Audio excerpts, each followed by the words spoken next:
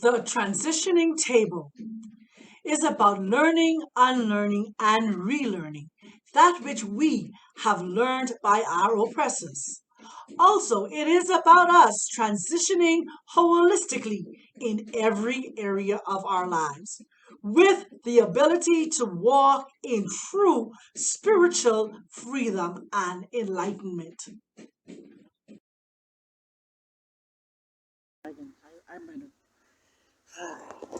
Mwana marunde. Mwana. Is a child of. Mwana, and then runde means cloud, a child of a cloud. Okay? Mwana marunde. Cloud in Skuma means irunde. Lunde. That's a Bantu. Okay? And so, Wanamarunde is the guy who makes things appear. Just like the biblical stories, right? He can make rain. He can make water appear right there. He can make you disappear. He can cure you. He can do all kind of stuff that no normal man can do. Okay? And it's true that he can do it, and it's known. It's not like a story or anything like that. Everybody knows. Okay? And then when you go and research the history of Mwana Marunde, it's going to shock your brain because of the evidence that he left there. He left a lot of things behind. He left all his stuff. Even his family is still around till today. His family is still alive? Yes. Wow. Today. Wow. You understand? That generation is still around. So that generation grandchild today has got the inheritance of power. He's here today. He's here in Tanzania? Yeah. To find him is difficult. There are a lot of people here that get born with natural power here. There are a lot of people here that hold natural power. They can fly in the air. You understand? Mm-hmm. You know, like they can fly like Superman. Yeah. So that natural power is here. There. Like, don't even doubt. No, I don't doubt it. To some people, you know, it's easy. They go, no. Oh, How can no. it be? Right? Because right? I read the book of Joshua. And the book of Joshua talks about these superpowers that Jacob's sons had. Yeah. And so I believe, and they were Bantus. Yeah. So I believe that those powers are still here. They're around. They just need to regather. Yeah. To do what? Like, to gather all the child, the kids, the children. The mindset need to be a one, and the energy need to be one. Once the energy is fused, then the power appears. The power is not appearing because everybody's like, this person is Muslim, this person is Christian, this person is like whatever. They scatter the Bantus. They scatter because of that destruction. That destruction is still holding the power. You know, it needs to be released. You know, like the power needs to be controlled by us. Anyways, it's very important to understand Mwana Marunde. Mwana Marunde, you can even go to Mwanza. I can take you to Mwanza. We can go visit the area. Okay. He had a huge metal stick. And he went shoot on the rock. Drive the stick straight in the rock. Like stabbing the rock. Can you stop the rock? No. I don't know if you watched the Thorn, where he take the big hammer and he used the big hammer and he's normally He did that. Wow. And you can go right now and find the metal. Still in the rock today. And you'll see his footprint still around till today. Wow. You have to visit that. And you have to when can you take me there? Whenever time you're ready. Okay. You have to put that in line. Like, you have to. A lot of people try to put that online, they get shut down. You have to put it down. If you went to YouTube, that's what you need to expose. It's not exposed. A white person is going to come and expose that, and they're going to make money. I'm ready in the morning. If you're ready. It's so like, I don't know how much I can express. It's so important to express those stories, because those are the stories that you see on the biblical story. They're still here. There are a bunch of them in Tanzania. Remember, Tanzania is like, what they say, You know how you view Israel? Okay. I like how you view Israel, because the Israel Instead that of we going to view, Israel, you should that's a become. fake place. It Yeah. should become the Tanzania. Thank you. Because my question is, why would they preserve the name Dar es Salaam? Yeah.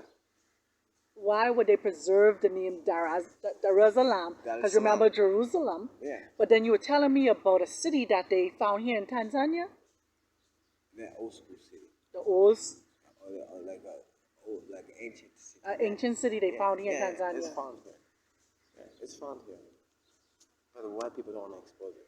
Because The only people is exposing the black people. they don't want you to know. Archaeologists. The white archaeologists won't tell you that the ancient city is here. Uh-huh.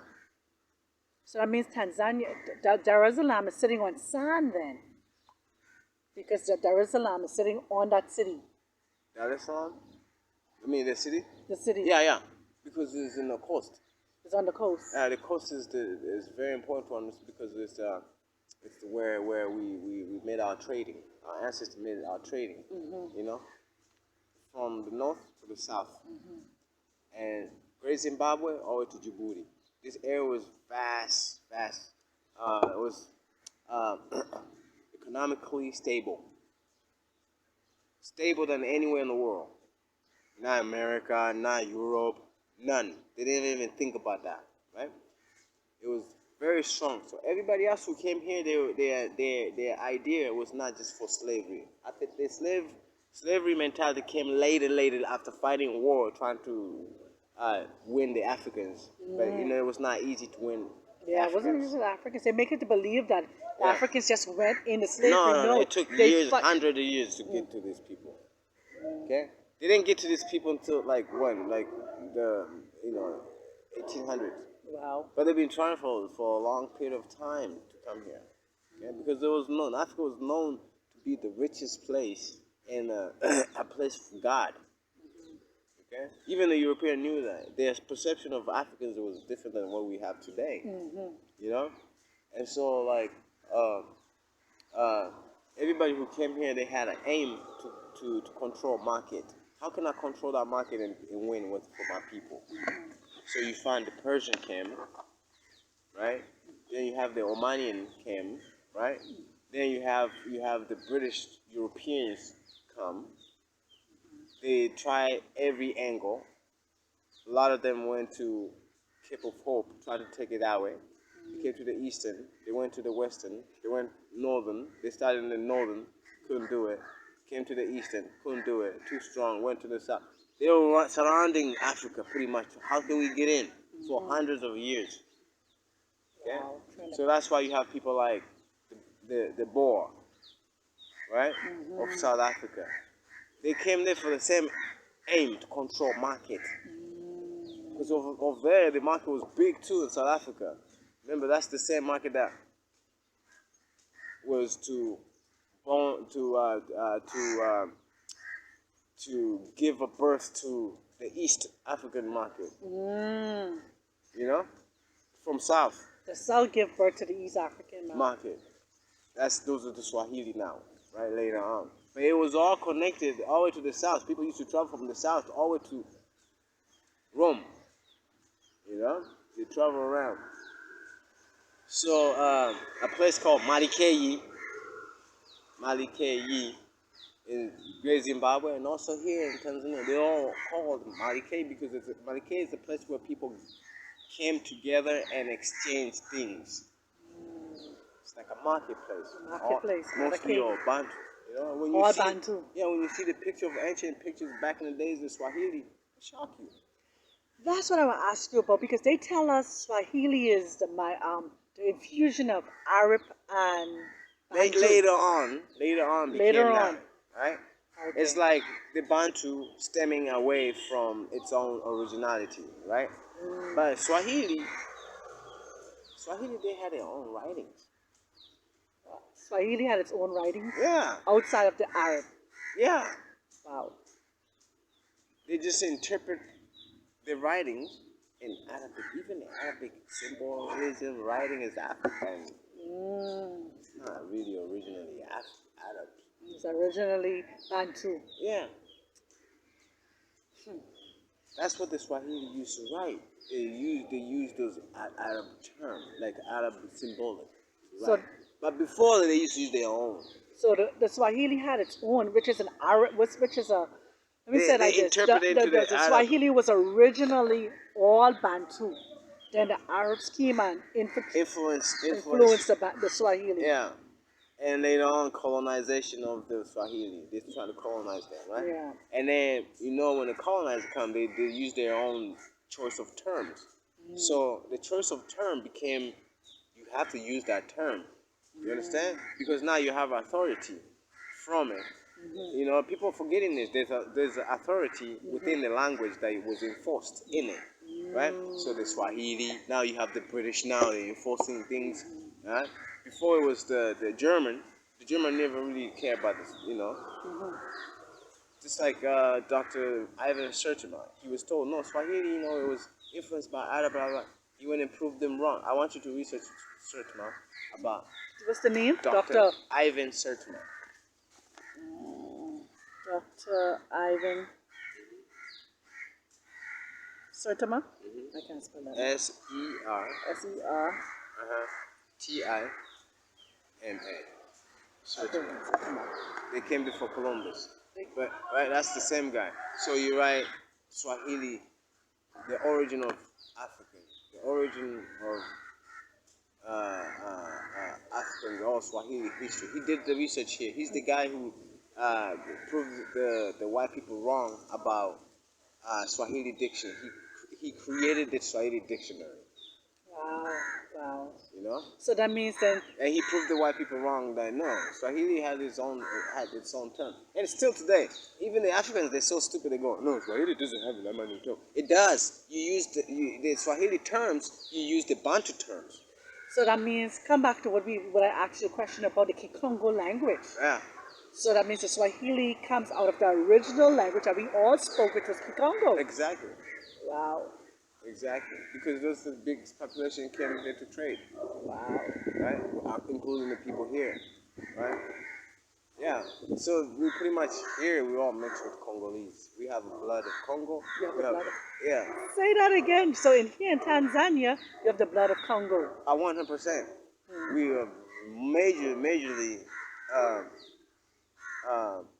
mixed with Congo. Big time, because the people who are brought here in Bagamoyo, and they were getting them from Congo, they go or inland here, boom, and they ship it.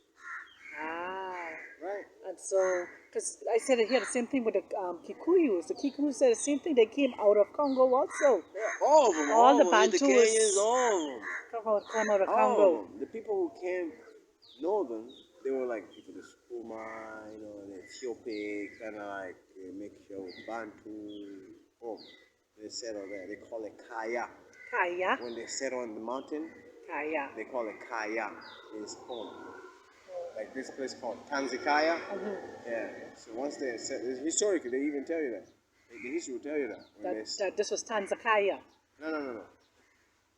When the tribe migrated, they were coming home. Oh. Right? They were traveling. They took off from where they were. They said, we're going home. Home is East Africa. And when they got to East Africa, they saw the mountain there. They said, Kaya. But they were looking for mountain of moon, Kilimanjaro. That's where they're from. Kilimanjaro is the mountain of moons. Yeah. The mountain of moons, the Kilimanjaro. So they saw some of the mountain in Mwanza. They said, Kaya, this is home. Yeah.